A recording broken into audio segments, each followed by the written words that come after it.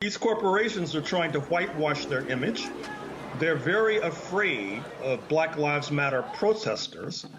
A problem that's been ignored and shunted aside for far too long is finally being addressed in the U.S. Major corporations are shelling out massive donations, revamping their racially insensitive brands, and also tripping over themselves to apologize.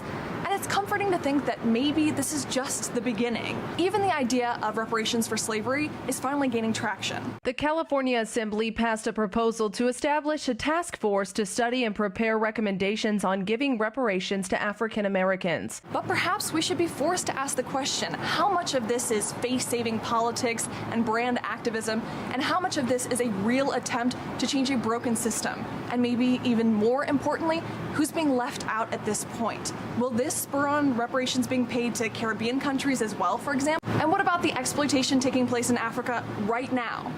Don't worry, Apple's on it.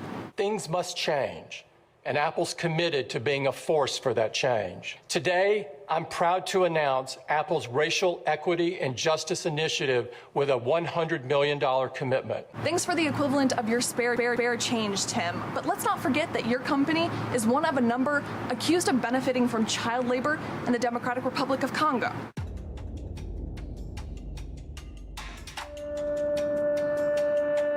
Defendants Apple, Alphabet, Dell, Microsoft, and Tesla are knowingly benefiting from and aiding and abetting the cruel and brutal use of young children in the Democratic Republic of Congo to mine cobalt, a key component of every rechargeable lithium-ion battery used in the electronic devices these companies manufacture.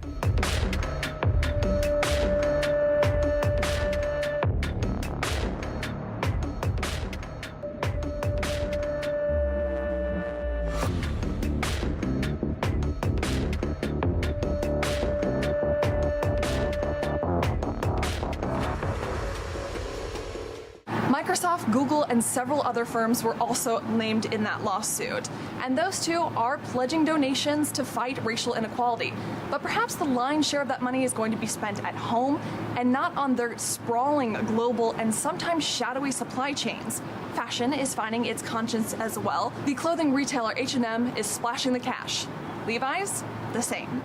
Today, H&M Group will donate $500,000 to the National Association for the Advancement of Colored People, Color of Change, and the American Civil Liberties Union.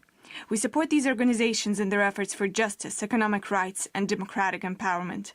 Let's change, together. We're giving a $100,000 grant to the American Civil Liberties Union for its critical work in criminal justice reform and racial justice. We must listen to the voices of the unheard and join them so it becomes a lasting chorus that leads to progress.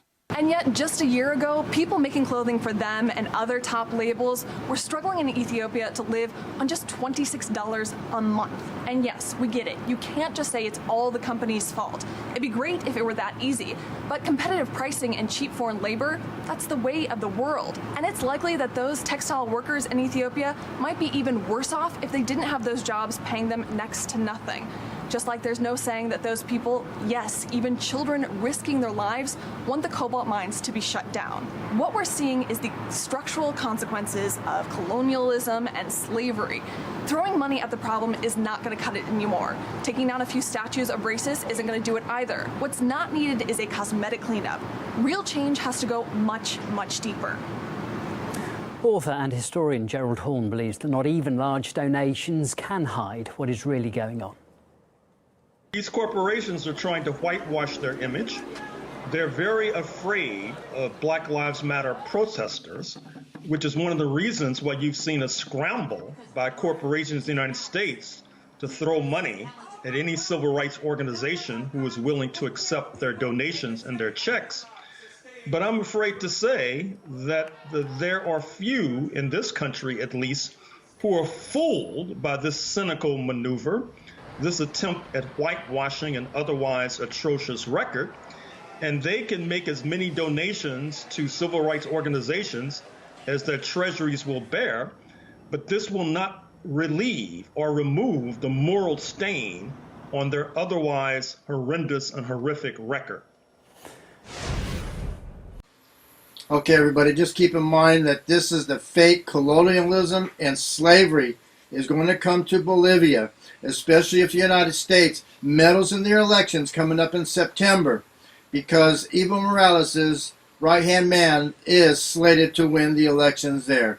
And if not, this is going to wipe out all socialism in that country, that the lithium mines will not benefit the people of Bolivia, but only benefit the fascist corporations and implementing child labor slavery to mine the lithiums.